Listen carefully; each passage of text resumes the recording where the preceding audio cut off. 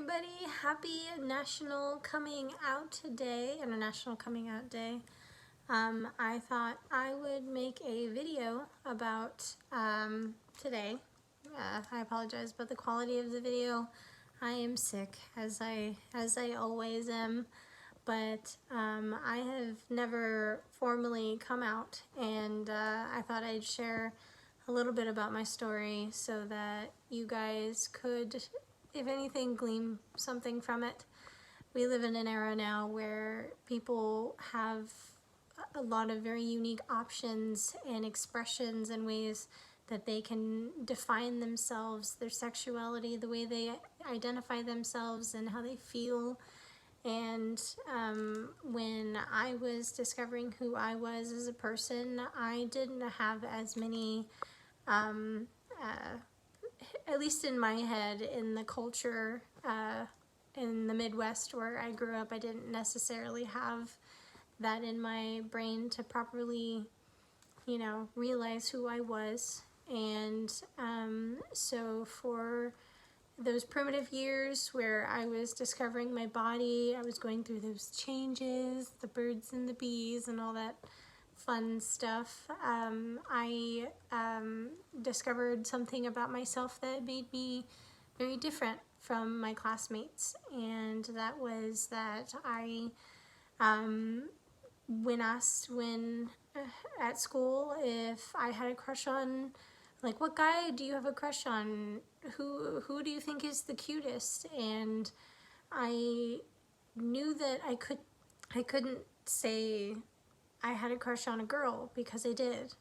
The first ever crush that I ever had in my life was on a girl, and I could never say that. But, so for the longest time of my life, I thought that I was gay. I thought I was a lesbian, and fortunately I had a household that raised me to be welcoming of all cultures, all identities, all sexualities. Everybody was welcome in our home, and anybody who was ever persecuted for any reason in our home, like the offending person, right out. Never, you get out of here. There's no room for hate like that in our home. But although we had that in our home, I never really truly came out to my parents, although I know that they would be, they know, but only because I've only casually mentioned my sexuality. And for the longest time I identified as a lesbian, and then I realized after a period of time that I was attracted to both men and women, and I've been in relationships with both men and women. And so although it's somewhat casually common knowledge, I wanted to I wanted to tell you guys, like, officially, I guess, take this opportunity to let you know that I define myself as bisexual, and I hope that if you are in a place where you are struggling to identify yourself, or you feel persecuted, or you feel like you're not safe, that you are surrounded by amazing people who know what you're going through.